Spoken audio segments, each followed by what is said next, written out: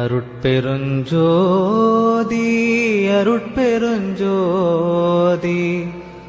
தனி பெருங்கருணை அருட்பெருஞ்சோதி. கண்ணில் கலந்தான் கருத்தில் கலந்தான் என் எண்ணில் கலந்தான்.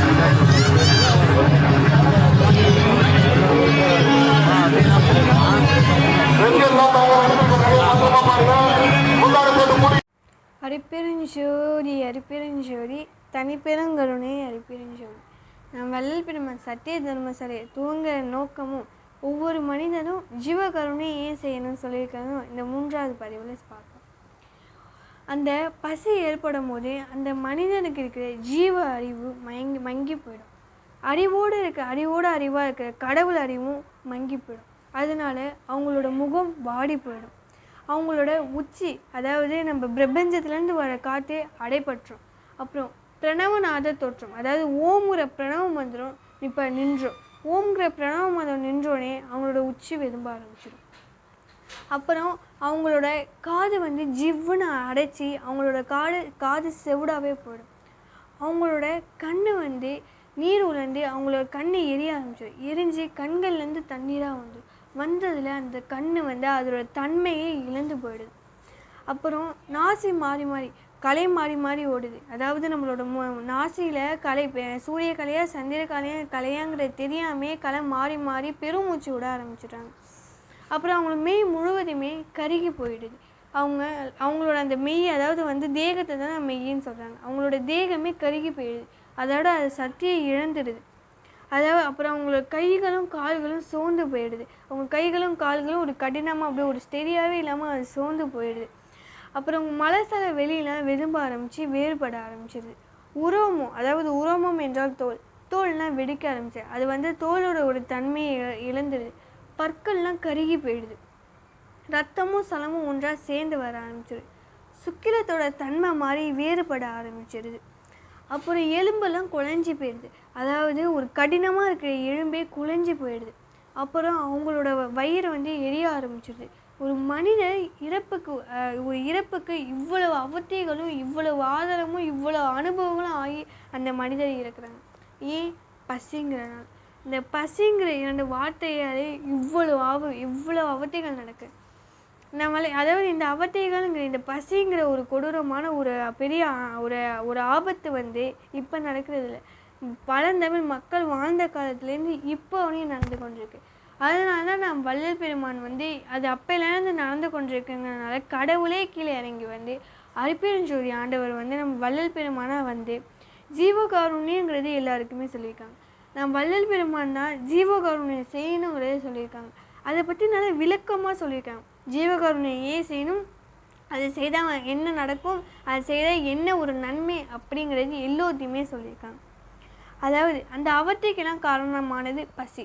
அந்த பசிக்கு உணவு கொடுக்கணும். அப்போ தான் அந்த பசி தணிந்து போகும்.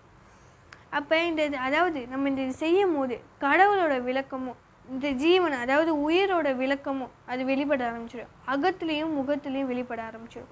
நம்ம உண்மையாக உணர்வாக ஜீவகாருண்யம் செய்யும் போது கடவுள் விளக்கம் நமக்கு விளங்க ஆரம்பிச்சிடும். தயவு ஒழுக்கம் நமக்கு விளங்க ஆரம்பிச்சிடும்.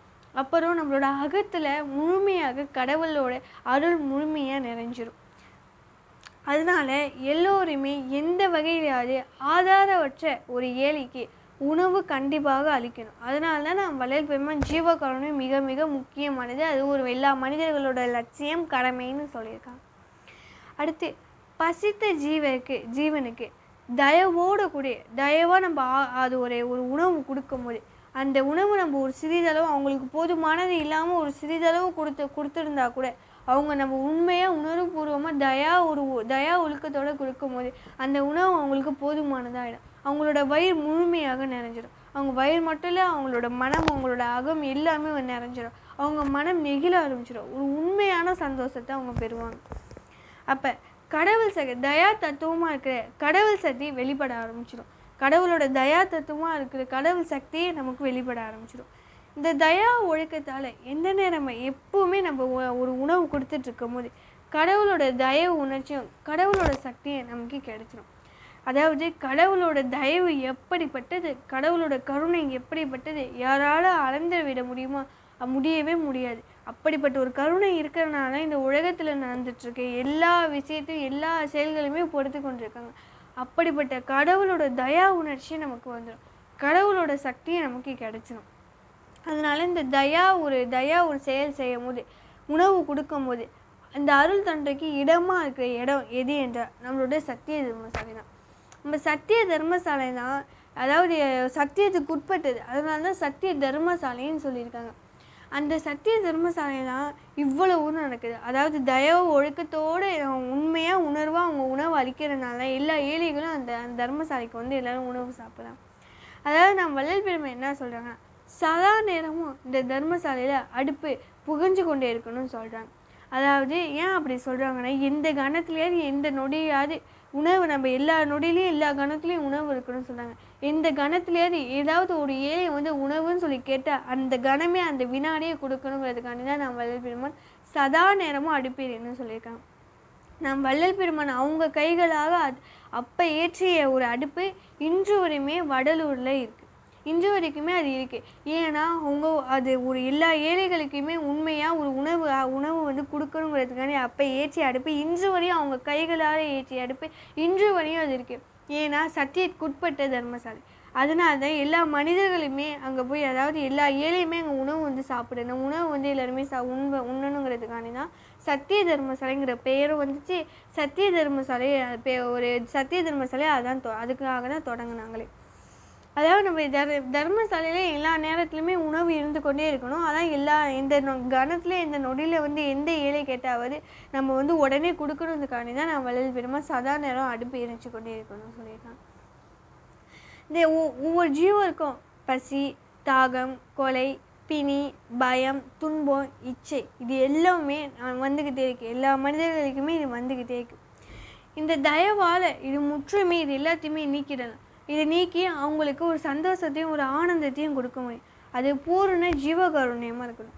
பூரண ஜீவகாருண்யமாக இருந்தால் தான் எல்லாத்தையுமே தவிர்க்க முடியும். அதாவது பசி, தாகம், கொலை, பிணி, பயம், துன்பம், இச்சை இது பெருஞ்சோதி அருப்பெருஞ்சோதி தனிப்பெருங்கருணை அருப்பெருஞ்சோதி.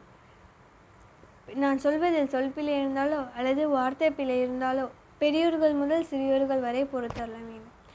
அதாவது சத்திய தர்மசாலையை துவங்கிய நோக்கம் என்ன, ஜீவகருணை ஏன் ஒவ்வொரு மனிதனும் செய்யணும்னு சொல்லியிருக்காங்க அப்படிங்கிறத நம்ம பாகம் 3 பார்த்தாச்சு.